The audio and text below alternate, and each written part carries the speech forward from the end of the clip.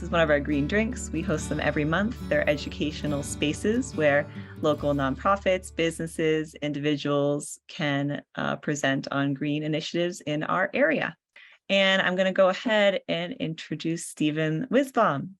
As the founder of the Mow Electric campaign, Stephen has been advocating for the transition to electric lawn care equipment within both public and private sectors since 2016.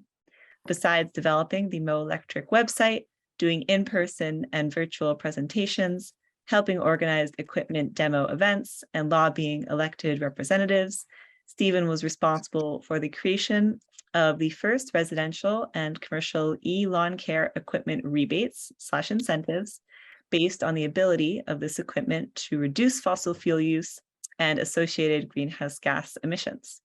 These rebates are now offered by all 17 electric utilities in Vermont. So it's a joy to have you with us, Stephen. And I'm going to stop and let you go ahead. Greetings, everyone, and thanks, Ginevra, for that intro. So real briefly, people might be wondering how this happened, that I'm in this position. Real briefly, I first learned about what was called the greenhouse effect in 1978 as a college student in an environmental studies program, and also had made some connections around fossil fuel use and the wars in the Middle East. And at a pretty young age, decided that it was, I was going to try and reduce my own fossil fuel use. And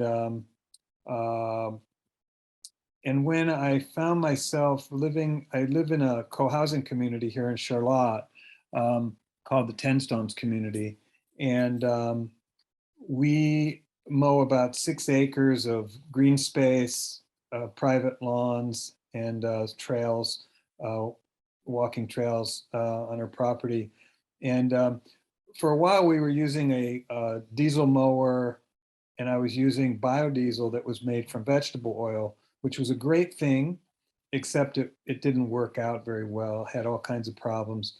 And so we were burning diesel, and I was already driving an electric car, and I thought, I wonder if there's electric commercial lawnmowers, these big riding mowers. And I went online. I got a dog here that wants to play.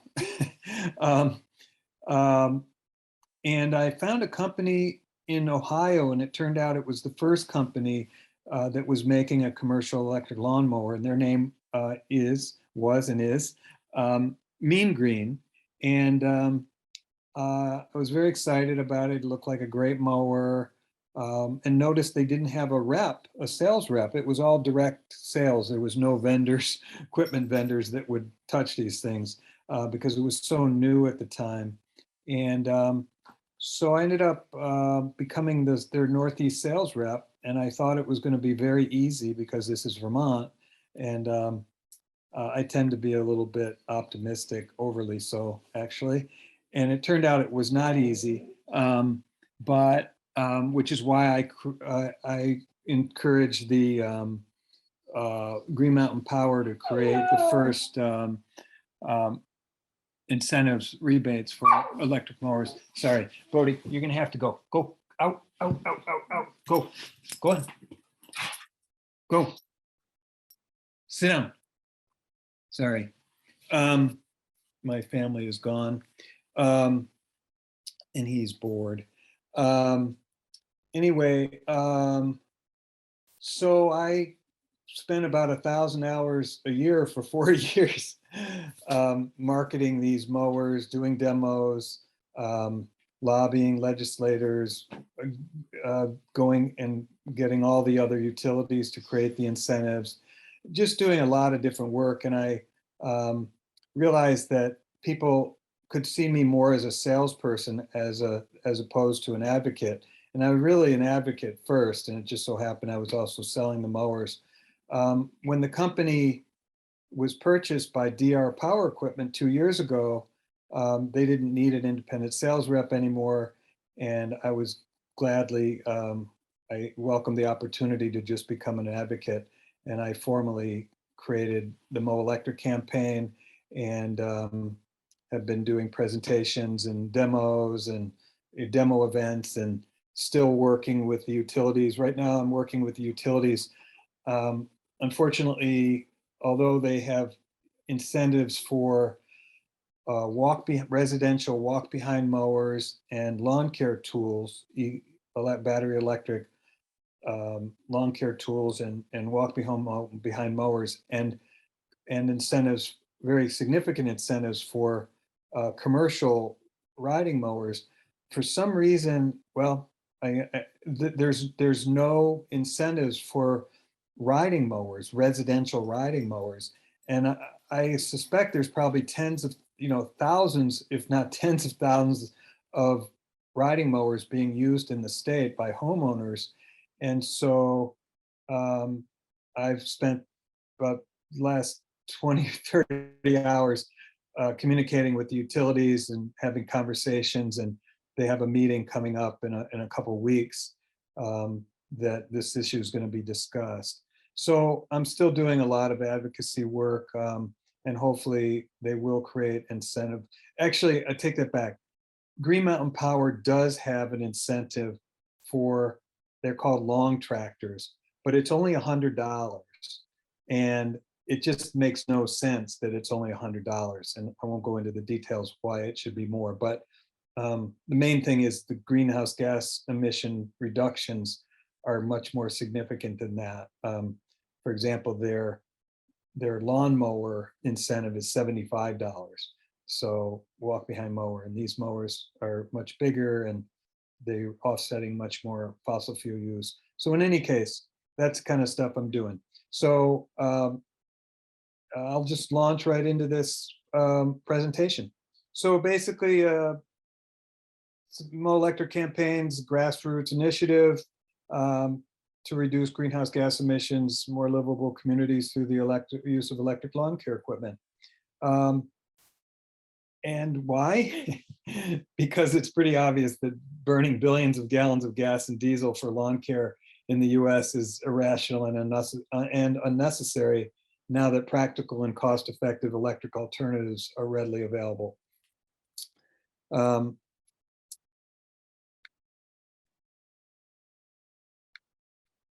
So, not to get in the weeds here, but these are some numbers that came from a report by the US Department of Transportation back in 2015. It's off-highway and public use gasoline consumption. This isn't even diesel. Well, actually, I found some diesel as well, but we are talking billions of gallons of gasoline and diesel, and 54 billion pounds of CO2.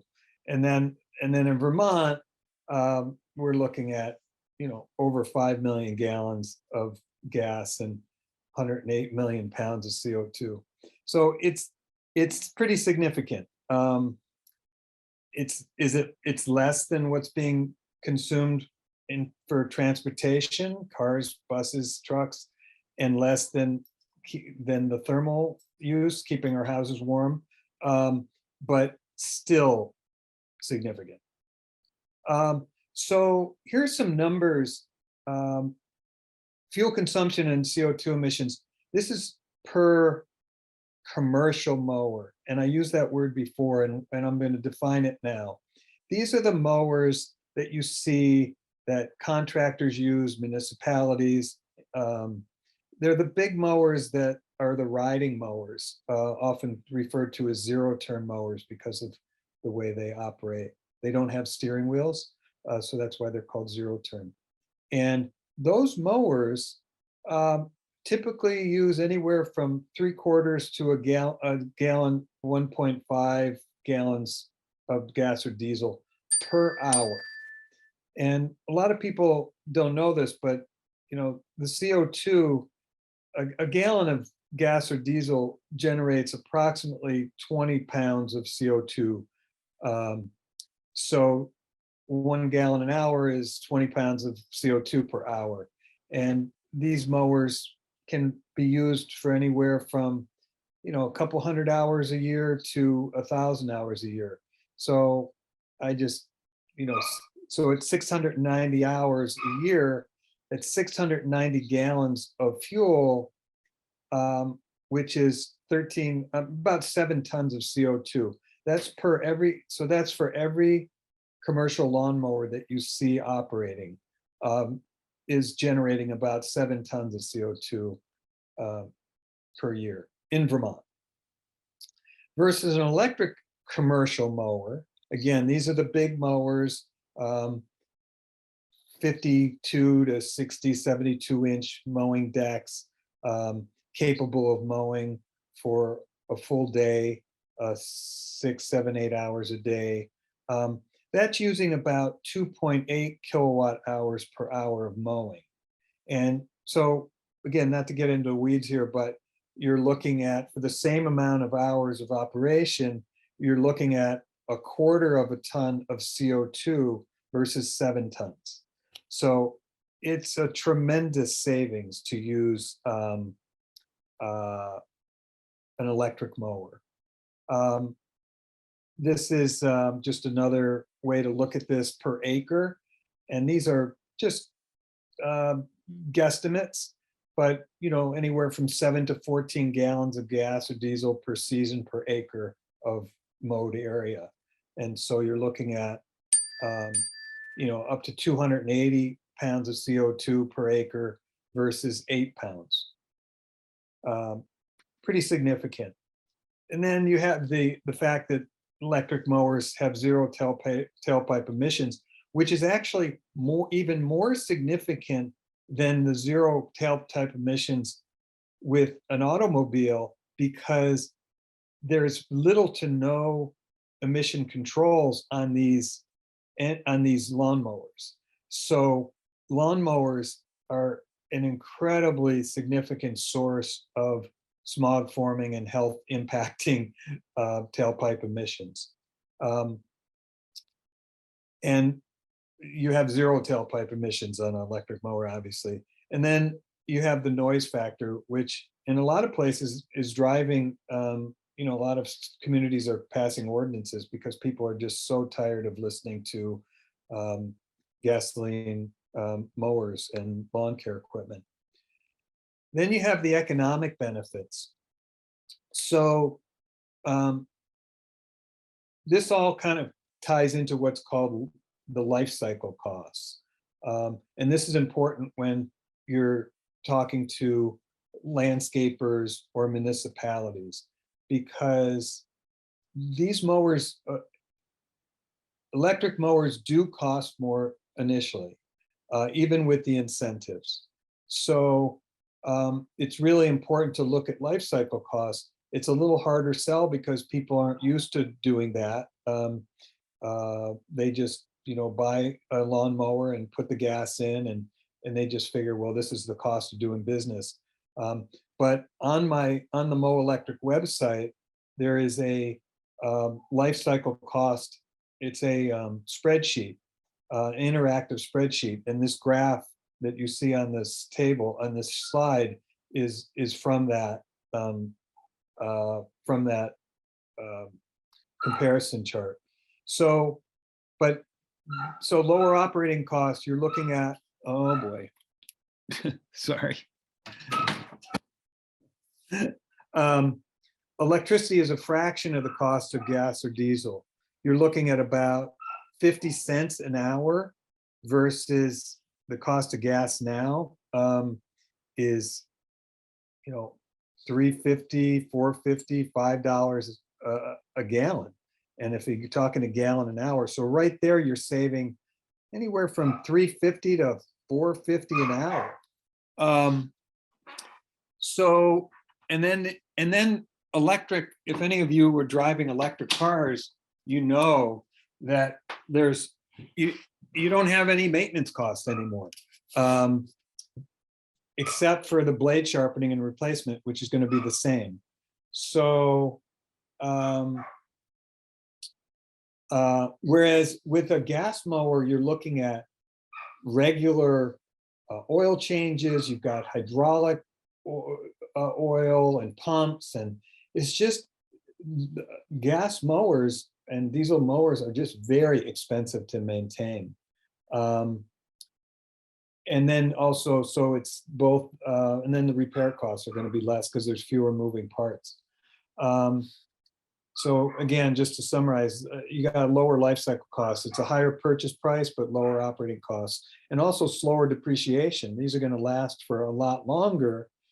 Most contractors have to replace their gas mowers every 3 or 4 years, whereas these electric mowers will just easily go for 10, 15 plus years.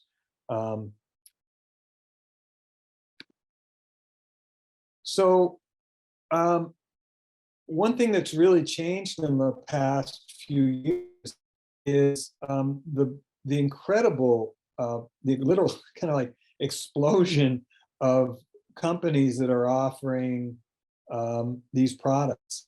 So this is just a slide that shows example of 4 companies, but on the right you see there's, I don't know, 10 companies, but actually on our website, it says explore equipment. I think there's over 20 companies offering electric residential walk behind mowers now.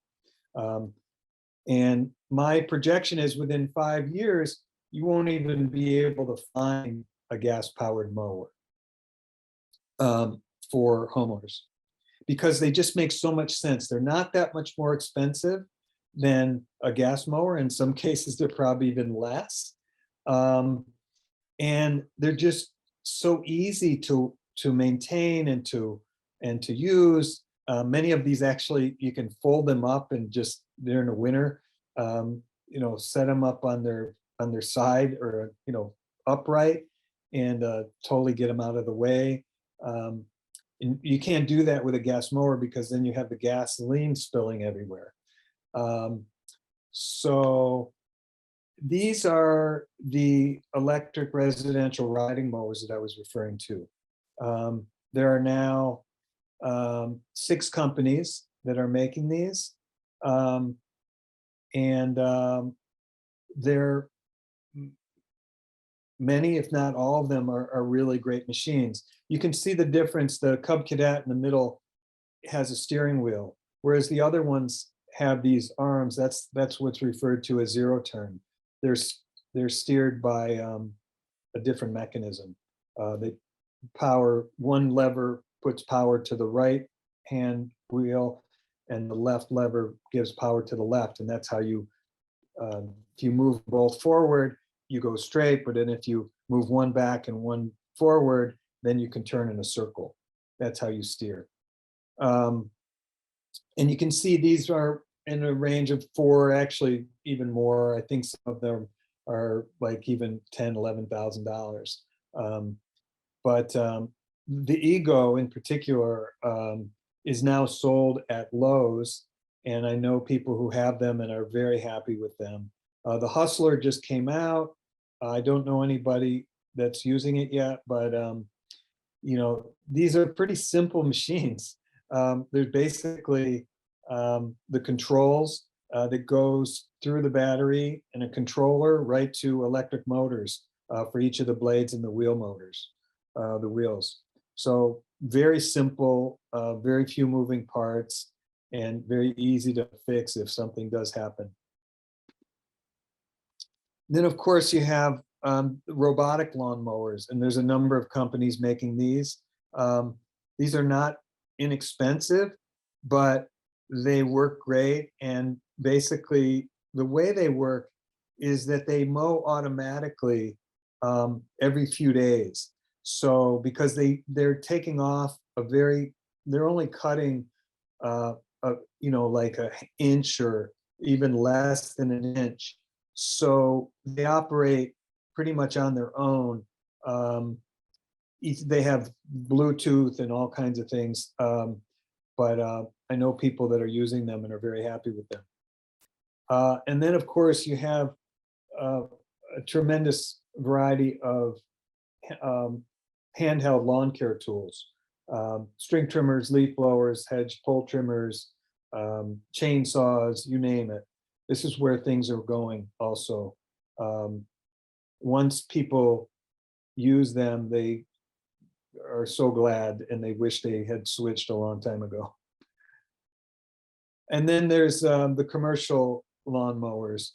These are the mowers that will be run. They're heavier duty than the residential mowers. They're wider mowing decks, and they're um, designed. They have enough battery power to operate for minimum 6 hours, 7, 8 hours, which is a concern for especially contractors, less of a concern for municipalities and institutions where, colleges, universities, they're not going to work more than an 8-hour day anyway, and rarely would. So the mower only needs to run for maybe 7 hours.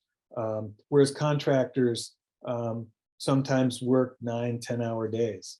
And so some of these mowers, the runtime isn't going to be enough. Although the Gravely mower, they have a swappable battery system. So you can buy extra batteries and carry them with you. And then if you run out of juice, you just put in, swap out the batteries. It just increases the cost. I shouldn't say just, it does increase the cost of the mower, but it provides that extra runtime. So who's using commercial electric lawnmowers in Vermont right now? The closest to Woodstock is Green Bee Lawn and Garden in Windsor, or the Electric Lawn in Upper Valley. So then and those aren't even very close. So, but and a number of these companies started out electric. Greener Lawn Care started out electric. Bear Mountain, Green Bee, Electric Lawn, obviously they all started. Some of these others were conventional and still are, and just have electric mowers that they're using. And then other than contractors, Shelburne Farms just started this spring. They bought 2 Gravely mowers. University of Vermont just started recently. They've now have 3 commercial mowers, and they're going to be transitioning their entire lawn care program to electric. Burlington Parks and Rec have a couple. They're in the process of transitioning. My community is 10 Stones Homeowners Community, and then the Vermont Department of Forest, Parks and Recreation. They only have 1 mower. Just want to be clear. They should have a lot more, but that's where citizen advocacy is going to come in, because I can only do so much. But we need to be pushing the state to be making this transition. And then this is the residential and commercial incentives you're looking at, and these vary depending on the utility. So so each utility sets its own rebate amount. So that's why it's, for example, for the commercial, it's $1,000 to $3,500 depending on the utility. And those QR codes go right to the Mow Electric website with the incentive page. I've created these for point of sale signs, and I've been trying to get stores to put these up, and I don't know why it's been so difficult, but because it's anyway, it's a whole nother story. But hopefully if you walk into a store and they're selling these, you should ask them, why aren't they putting up a sign letting people know that there are incentives available? Because a lot of people don't know these incentives are available. And again, it's just been me pushing this, and I can only do so much. And I'm actually talking to Efficiency Vermont right now. That's another thing that's going to be talked about at this meeting coming up with the utilities. I'm suggesting that the utilities enlist the support of Efficiency Vermont to help publicize and promote these incentives. We'll see if anything happens in that way, but I'm hoping. Here's some suggestions to help grow the electric movement. People can start using lawn care equipment themselves, or hire an e-lawn contractor, or pressure your contractor to seriously start looking at this.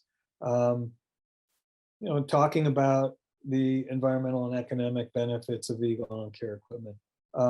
Helping organize commercial e-mower demo events like the one in Rochester, Vermont. We've done a few of them. In fact, I think there was just one that happened down the Two Rivers Ottauquechee organization organized a demo event in the spring. And I thought it was in Woodstock, but I'm not sure. Encourage, town, cities, state government to transition to e-lawn care equipment. And encourage state legislators to take actions that will help expand the use of e-lawn care equipment in the private and public sectors. I've been doing this myself, but I think, well, it's going to have more effect if more people get on board and start advocating. So it's not just me. So thanks, and I'm happy to take questions. Thanks so much, Stephen. And you are correct. There was a e-lawnmower demo in Woodstock. It was targeted at the town of Woodstock, though, the employees of the Public Works Department. And I think Hartford also came, and another town, Norwich, perhaps. So great. Well, we have lots of comments and questions happening here in the chat. So feel free to keep writing those if they come up. Michael and I will go ahead and read these out. Does that sound good, Michael? Do you want me to start? Sure, go ahead, Jennifer. Okay. If indeed cost incentives are good and the battery power is durable, what do you say to lawn care companies who don't want to invest for years until their current machinery wears out? Many are still skeptical based upon past experience with earlier models. Well, they couldn't be skeptical based on earlier models because there weren't earlier models. This is a relative, there's other reasons to be skeptical, there's no question. And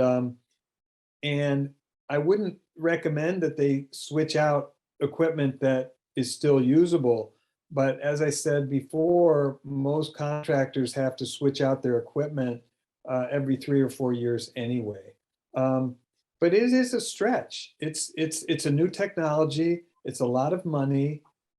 They need their equipment to run, and there's just there's some just biases against electric because it's new.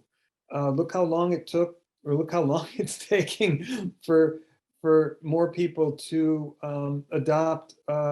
start driving electric cars, or even plug-in hybrids, which makes total sense. You don't even have to worry about running out of range, out of battery power, because it just goes to a gas mower. But still, so many people, even people who are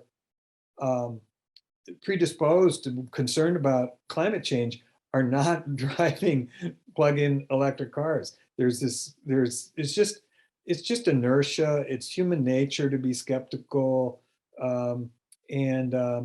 So I guess encouraging them to reach out to companies that have made the switch. And they're listed on my website. And they need to feel the pressure from their customers. They need to know that their customers, and the customers may need to pony up a little bit more money to help overcome the higher initial cost, because it is a lot more. You're looking at potentially, if a commercial mower costs, let's say, $16,000, and there's a range, different companies, different models, but still, just say $16,000. The lower end commercial mowers, you're looking about 24, 25,000. So you're looking at about, you know, $9,000 more. You take away the incentive, that reduces the price, maybe $25,000, $3,000. You're still talking another $5,000. That's a lot of money to experiment essentially on a new technology. What's ironic about it is that once they switch, they're going to find that, oh my gosh, they don't have to worry about all the things that go wrong with a commercial mower. But that is another concern as well, is a lot of these contractors like to buy their mowers from somewhere local.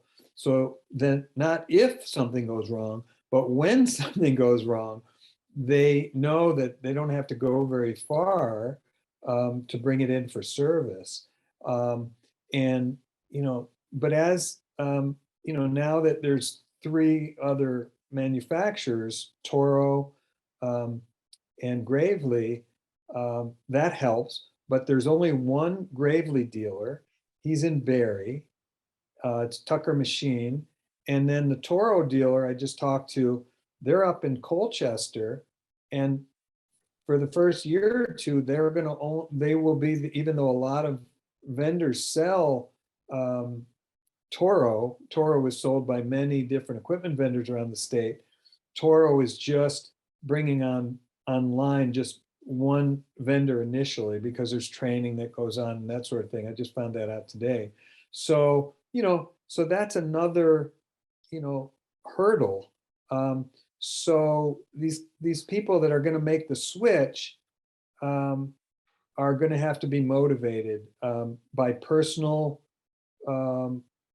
values in terms of concern about the about climate change and the use of fuel, and or pressured by their customer base to start making the switch. And I will just say one thing, they might be hesitant because they think, well, I can't switch all my equipment, but I think it would be worthwhile to encourage them to think about, hey, you don't have to do this all at once. Just the next mower that you get, have it be electric, and then you can use that mower for those customers that want an electric mower. So start out, you don't have to, you know, completely be all electric. You can offer that as you know, a special service for those customers that are looking for that. So that'll ease the transition as well. Thank you, Steve. There's another question here which someone responded to, but I'll pose it to you and so you can answer, please. Why are there any emissions at all with electric mowers? Why are there no emissions? Why are there any emissions with electric mowers? Oh, well, there is 0 tailpipe emissions, but okay, yeah. So the greenhouse, it's not emission. So the greenhouse gas. So that's a great question.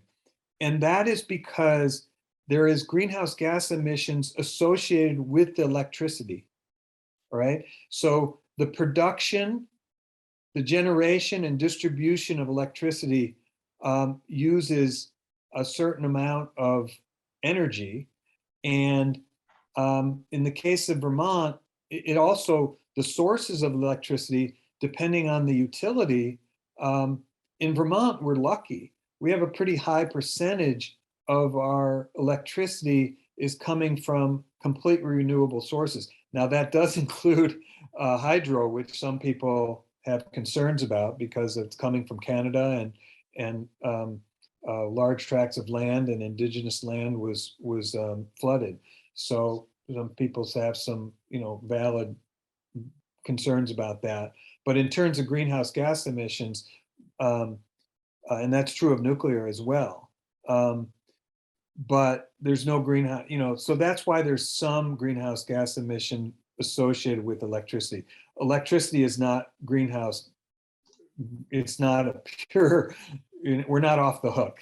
There's still some greenhouse gas emissions associated with electricity. Thank you. Just a lot less. Yeah, thank you for answering that. My next question is, are the electric mowers powerful enough to handle the spring growth? Say if your grass had gotten a bit high, like 5 or 6 inches. Yes.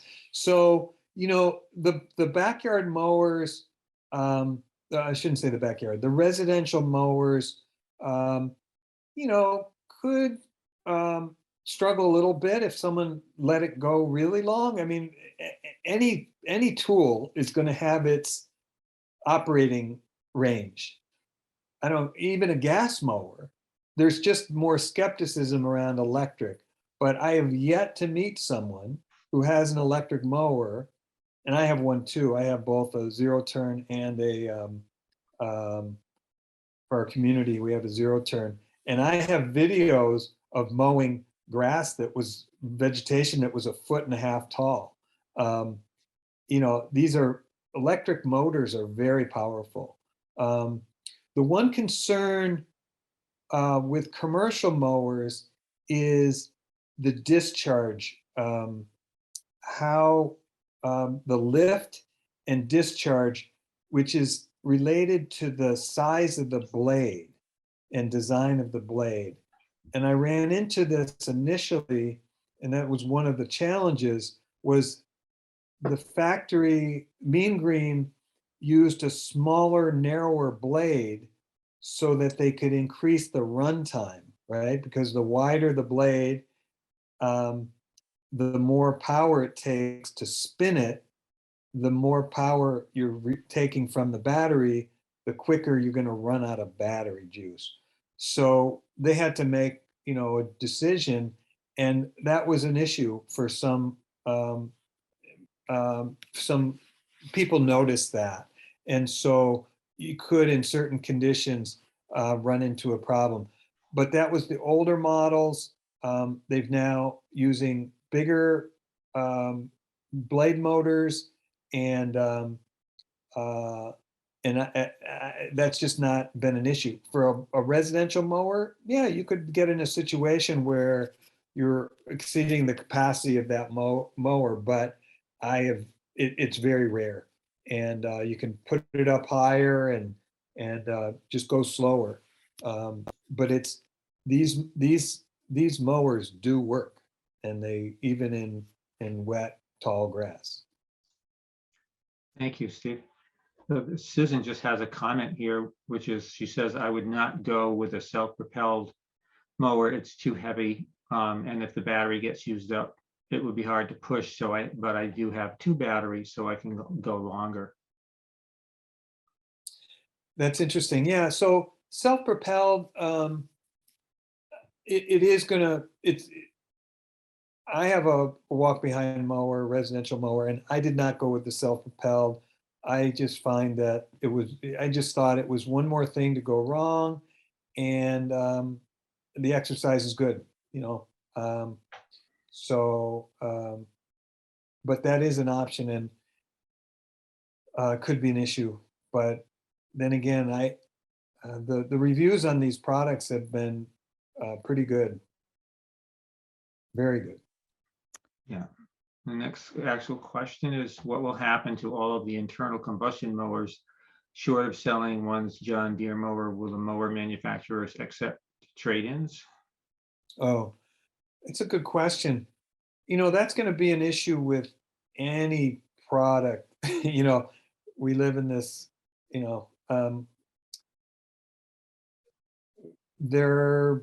there's going to be, whether it's cars or lawnmowers or mattresses or refrigerators, you know, a lot of these can be recycled. The metal, these engines and the decks can go to scrap yards, and they melt them down, and take out the plastic and reuse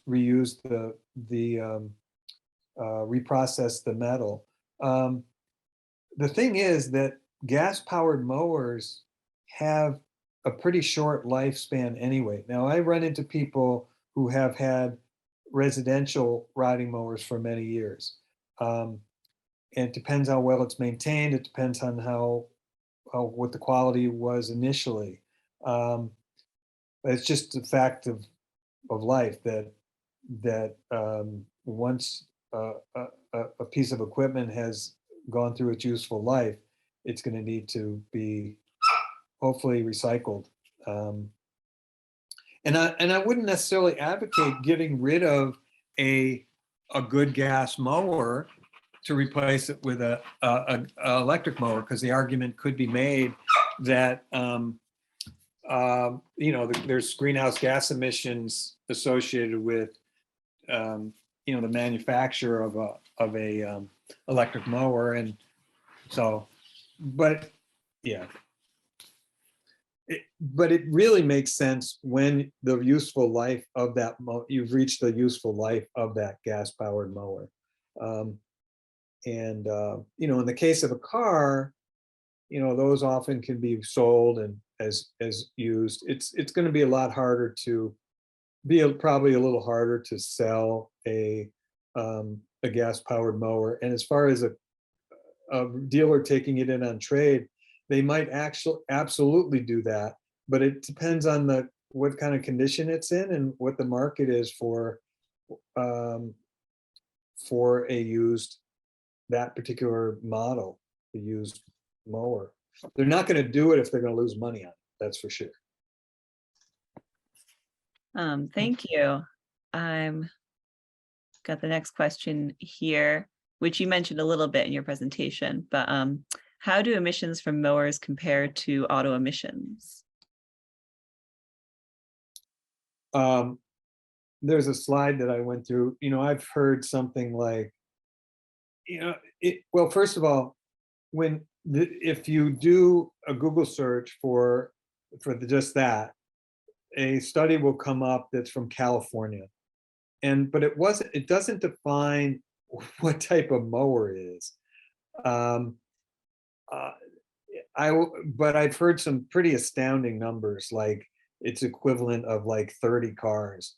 I mean, there's no emission control on these engines, and these 2-cycle engines are notoriously dirty to begin with, and there's no emission control. So they're much, much more dirtier than automobiles, which have a lot of emission control.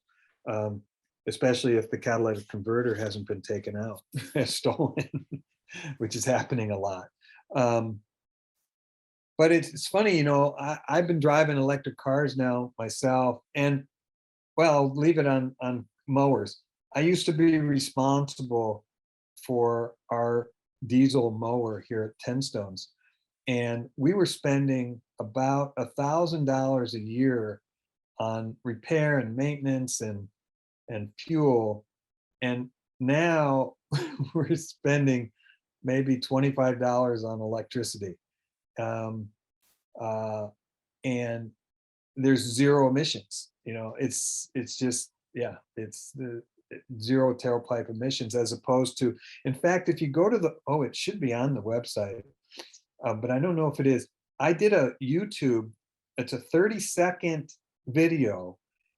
You can go to YouTube and type in comparison of diesel and electric mean green mower. And it's mostly for sound. But when I start up the engine for the diesel mower, you see this cloud of smoke come out. And that wasn't even intentional. And it's not part of the video. It wasn't what I was focusing on. It's basically a comparison of the sound, and I use a sound meter. It's actually a great little video. But you can, yeah. So huge difference in terms of emissions from a gas-powered mower and a electric mower. Thank you, Steve. There's another really important, I think, observation here, which comes from one of our regional providers, the electric lawn. Shrinking your lawn really helps to cut mowing emissions and should be paired with electric powered maintenance. The concept of the classic, I'm saying classic, American front lawn represents a massive amount of our land base. Do you have any thoughts about that, Steve? I do. I have, I think there's definitely some, it's valid. It's a valid observation. we have a yard. This comes up often, and what I'm a little concerned about it because I know how much the huge amount of time that we spend maintaining our non-lawn. So we have a lot of gardens around our property, and we spend so much time and money maintaining that, buying the plants, maintaining the plants, pruning the plants, um, replacing the plants, thinning the plants. It's a huge commitment. Weeding, mulching. I love our garden, but often my wife and I comment like, yeah, this is pretty. This is a huge time and money. Fortunately, I've spent probably tens of thousands of dollars on our buying plants for our lawn. There was nothing on this property. It was wood, so we had to cut it all down because it was all ash trees, and so every single plant we put in the ground, and there are hundreds of plants. And I know I've spent tens of thousands of dollars on these plants.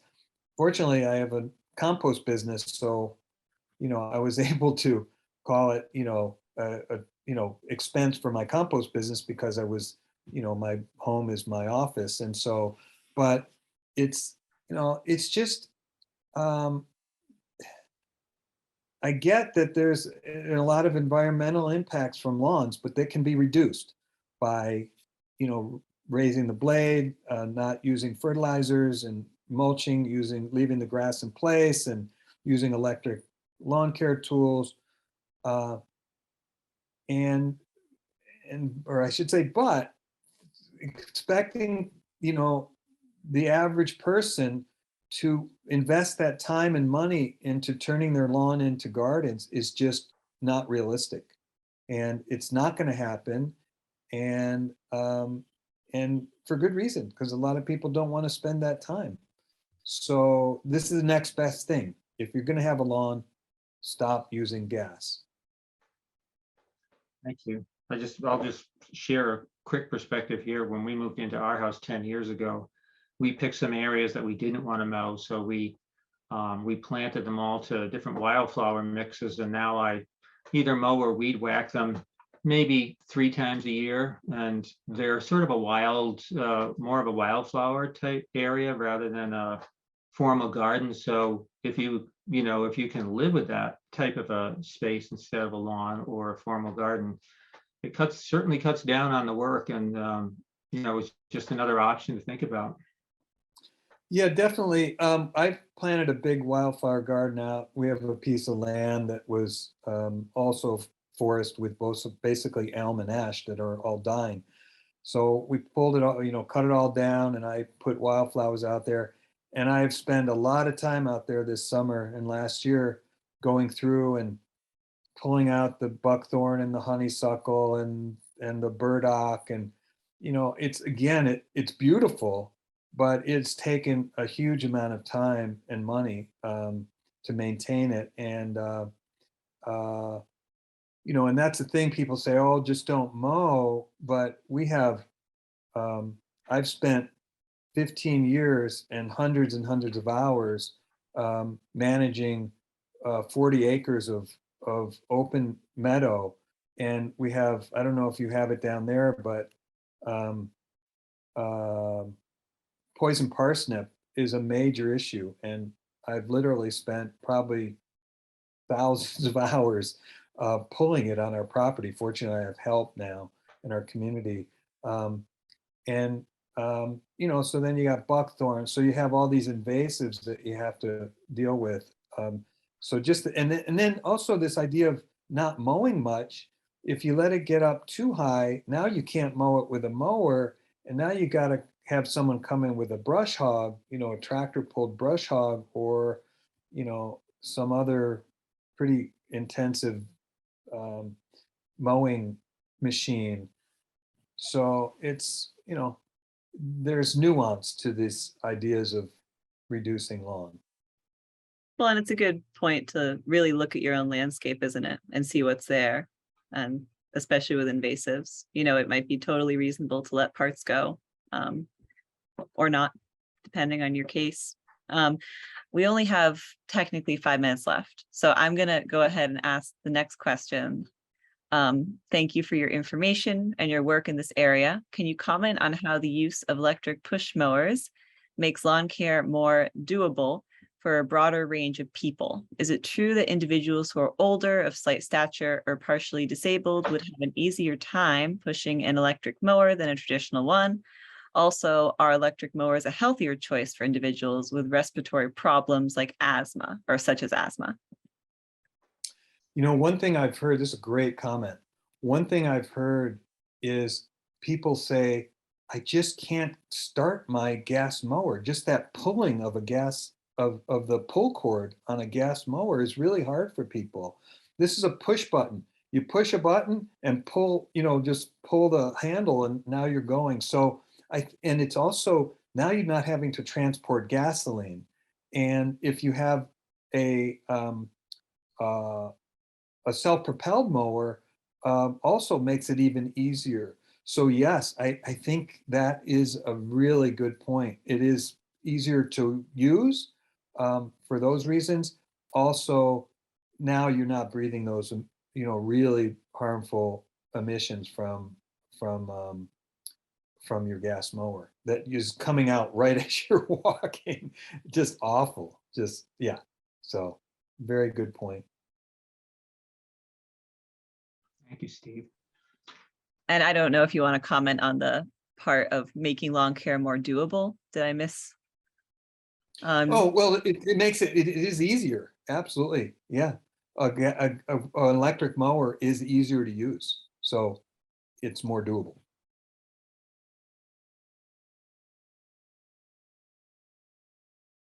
I would encourage people who don't have one now to seek out people that do have them.